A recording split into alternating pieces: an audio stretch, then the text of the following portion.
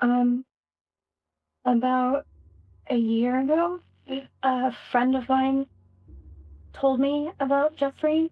She said, she was helping him find girl. Give him a massage and he'd give me $200. How did you meet Mr. Epstein? Through a friend. Through a friend. جفری اپستین متولد 20 ژانویه 1953 در یک خانواده یهودی تبار به دنیا آمد. اون کار خودش رو به عنوان معلم آغاز کرد و بدون داشتن مدرک دانشگاهی توسط دونالد بار در مدرسه دالتون استخدام شد. اما داستان واقعی از جایی شروع میشه که پای یک جزیره خصوصی وسط اقیانوس باز میشه. جزیره مرموز سنت جیمز. این جزیره تو جزایر ویرجین آمریکا و در دریای کارائیب قرار داره. ملک شخصیه، ورود تقریبا غیر ممکنه، امنیت شدیدی داره. گزارش هایی وجود داشت که میگفت داخل جزیره عمارت های فوق لوکس، تونل های زیرزمینی، اتاق های بسته و سیستم نظارتی گسترده وجود داشته. بعضی از شاهدها ادعا می‌کردند که در بخش‌هایی از جزیره دوربین نصب بوده. ولی اینکه کل جزیره دوربین داشته هیچ وقت رسمی ثابت نشده. بیشتر در حد ادعا و تئوری مطرح شده. اتهام اصلی اپستین قاچاق و سوء استفاده جنسی از دخترای زیر سن قانونی بوده و ارتباط با افراد قدرتمند. پرونده وقتی ترسناکتر شد که اسم آدم‌های خیلی معروف شروع کرد به ظاهر شدن در اسناد، پروازها یا ارتباط اجتماعی. اسمایی که در گزارش‌ها یا اسناد مختلف مطرح شدند: پرنس اندرو، عضو خاندان سلطنتی بریتانیا، پسر دوم الیزابت دوم، بیل کلینتون، رئیس جمهور سابق ایالات متحده، دونالد ترامپ، رئیس جمهور در حال حاضر ایالات متحده، ایلان ماسک، بیل گیتس، مارک زاکربرگ و خیلی آدمای دیگه.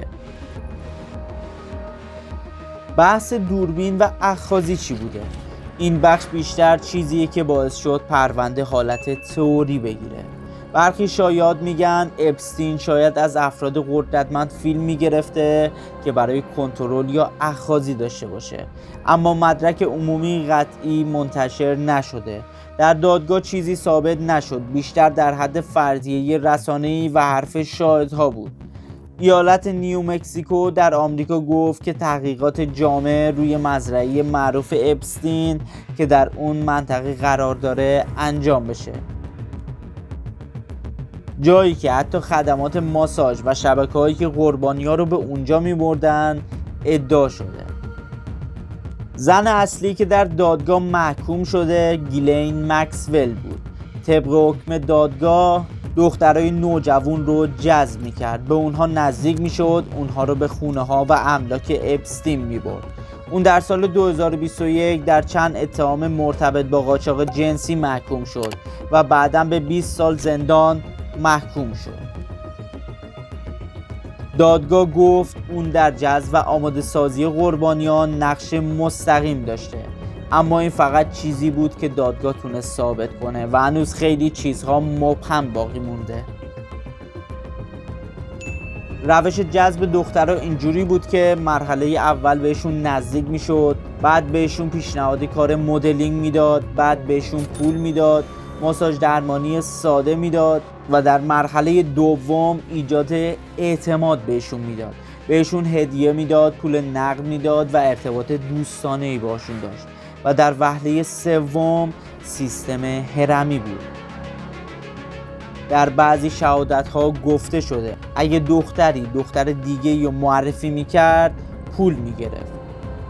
اما دادگاه فقط بخشی از قربانی‌ها رو بررسی کرد، نه همه چیزو.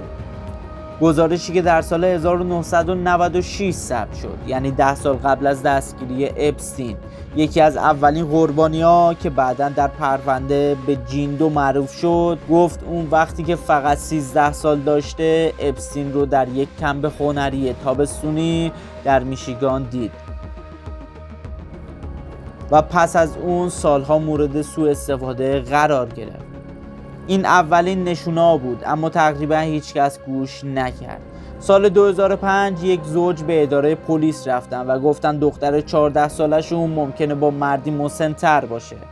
این گزارش باعث شد که پلیس تحقیقات عمیق‌تری نشون بده. با وجود مدارک زیاد، قاضی‌ها در سال 2008 به اپستین فقط یک اتهام سبک دادن: درخواست رابطه از فرد کم سن.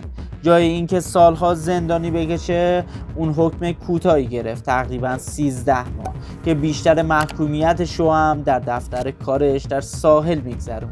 برای خیلیا این بی‌عدالتی محض بود. رویاهای عدالت‌خواهی خانواده‌ها خورد شد، به خصوص وقتی در مقام قانونی گفتن این بهترین پرونده‌ای بود که میشد پنهان کرد. اما سوال واقعی هنوز بی جواب مونده: اگه فایل ها و اسناد بیشتری وجود داشته باشه چی؟ اگه بعضی چیزها هیچ وقت منتشر نشه چی؟ تا اینجای داستان فقط درباره آدم‌هایی بود که شناخته شدن، اما جلوتر شاید درباره آدم‌هایی باشه که هنوز اسمشون جایی نیومده. خب، من بودم سهیل، اینجا هم بود پرماجرا باشی و تا دیدار بعدی خدا حافظ.